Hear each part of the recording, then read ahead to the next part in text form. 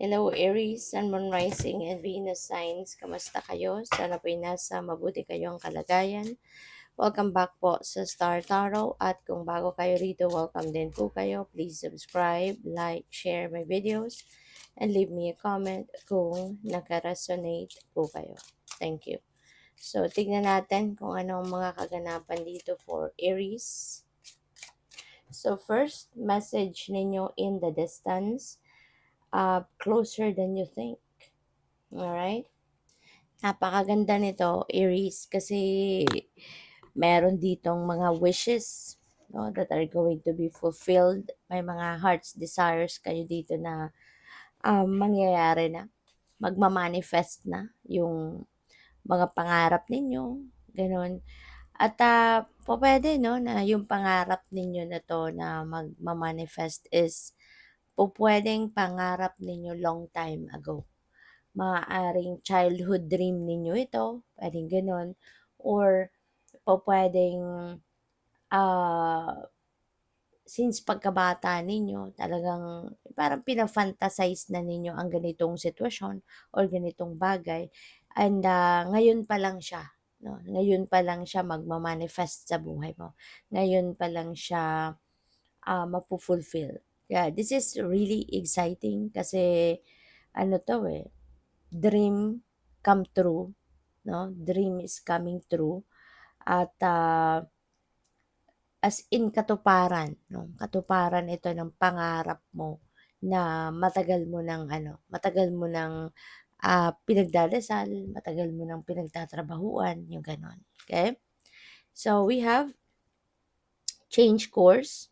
Meron ditong pagbabago, no? Pagbabago ng sitwasyon, pagbabago ng direksyon na tatahakin ninyo.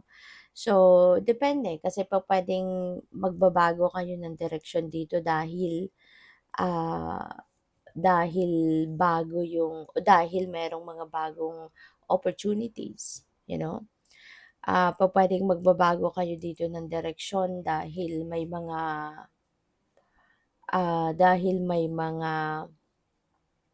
sitwasyon dito na na merong bagong opportunities na hindi mo parang hindi mo siya mapapakawalan or hindi siya pwedeng i-disregard, no? Kaya siguro mas pipiliin mo muna ito, no? Although kunyari meron ka ng konkretong plano, yun na ang sinimulan ninyong gawin. Pero something came up, no, na oportunidad na maaaring hindi mo to pwedeng isantabi. Kaya po pwedeng ang isasantabi mo yung dati mo ng inaasikaso, dati mo ng plano, set aside mo muna yun at ito muna yung pagpo-focusan mo. So, we have adventure. Be open to new experiences. Ayan. So, feeling ko, yung adventure na to could be this. Yung pagbabago ninyo, pag-detour ninyo, pagbabago ninyo ng direksyon. Maring ito yung ninyo. Ito yung magiging adventure ninyo. Kasi masusubukan ninyo ito This could be something, no, na kumbaga pwedeng once in a lifetime opportunity ito. Kaya yun ang susubukan muna ninyong gawin, no? So, what else? We have reciprocity, give help and receive help. Okay? So, maaari na parang give and take ito no? Pwedeng ang iba sa inyo sa ngayon, talagang nandoon kayo sa generosity energy. Kasi it has two sides, no?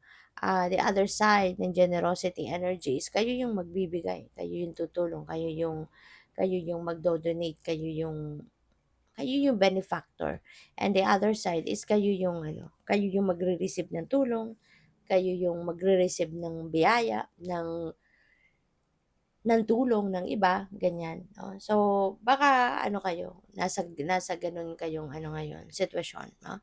Na you will be at somehow, meron din kayong mga itutulong, meron din kayong mga ibibigay sa kung kanino man. At ngayon, no? And in some areas of life, kayo naman yung kailangan din ng tulong ninyo sa ibang parte ng buhay ninyo. So, yung ganun. So, what else? We have obstacle, overcoming blockage on your path. So, kung ano man itong mga obstacle sa buhay ninyo, you will be able to overcome that. Kaya huwag kayong mag-alala, huwag kayong matakot, huwag kayong mawalan ng pag-asa kasi maaaring merong mga breakthrough na dadating at malalagpasan din ninyo kung ano man yung mga pinagdadaanan ninyong ito. Kung ano man yung mga sagabal, no? Kung ano man yung mga obstacles sa buhay ninyo sa ngayon, malalagpasan din ninyo yan. So, we have information. Pay attention to details. Okay? Pay attention to details. Lalo-lalo na doon sa kung kunyari meron kayong mga transactions, meron kayong mga pipirmahan na documents, 'di ba? You really need to pay attention to details. Okay? Huwag ninyong isasantabi ang kahit maliit no na detalye kasi minsan 'di ba? Or madalas, 'di ba? Yung mga maliliit na bagay yun yung na-overlook natin. Pero yun yung nakakapuwing, yun ang nakakaano sa atin, nakakasakit, nakakapagpaiyak sa atin, 'di ba? Kaya wag ninyong i-overlook or wag ninyong i-neglect kahit mga yung maliliit na bagay, no? Kasi lahat, no, malaki man or maliit, they are equally important, no? Kaya nga may maliit, may malaki, 'di ba? Otherwise, kung hindi importante yung mga maliliit na bagay, edi sana puro na lang malalaking bagay lang ang meron tayo, 'di ba? Pero dahil it is existing, yung mga maliliit na bagay na 'yan, ibig sabihin importante din 'yan. Kasi lahat may purpose, 'di ba? Lahat may purpose, lahat may halaga. Kaya maliit man o malaki, they are equally important. Kaya kailangan din natin na pansinin 'yan, kailangan natin na tignan 'yan, kailangan natin na mag-pay attention tayo diyan. No, dahil importante din 'yan. So, lalo-lalo na sa mga kontrata, mga dokumento, mga ganyan, kung ano-anong mga bagay na kunyari, magpipirma ka ng kontrata, 'di ba? So, lahat kahit maliliit na nakasulat sa papel, importante 'yan. Alright? So, tingnan natin kung ano pa ang ganap. We have stress. Ayan. So, maaari, excuse me po, baka ang iba sa inyo nai-stress na. No? Maybe you are feeling stressed out sa ngayon, pwedeng nape-pressure kayo, o pwedeng dahil dyan sa pressure na nararamdaman ninyo, baka may deadline, baka ah, merong nagka-cramming na siguro ang iba sa inyo dahil meron kayong deadline na kailangan abutin. Kaya maaaring hindi na rin kayo nakakatulog na maayos, no? So, we have bully. Ayan, pupuwedeng nai-stress ang iba sa inyo dahil binubully kayo ng ibang tao, 'di ba? Pupuwedeng merong mga nambubully sa'yo sa school, sa trabaho, sa mga kapitbahay. So, as much as possible, dedma na lang kayo diyan, no? As long as your integrity, your dignity, 'di ba, yung safety ninyo, hindi naman nako-compromise, siguro talikuran mo na lang 'yan, dedmahin mo na lang, magsasawa din sila, 'di ba? Pero kung sa tingin ninyo nakakasama na 'to sa'yo, then you need to face it, 'no? Huwag kayong matakot na harapin sila. Huwag kayong matakot na ireklamo sila, 'di ba? Kung kayo ay may ebidensya, kayo ay nasa tama, so huwag kayong matakot, huwag ninyong atrasan. So, we have adventure. Ayan. So, mayroong dalawa kang card na adventure. So, definitely, mag-adventure na nga talaga kayo. Maybe this is travel. Maybe you are going somewhere, magta-travel, 'di ba? Mag-explore ng mga bagong lugar, mag-explore ng mga bagong bagay, sitwasyon, 'di ba? Pwedeng gano'n ang gagawin nyo. So, good luck. Thank you for watching. Love and light. Namaste.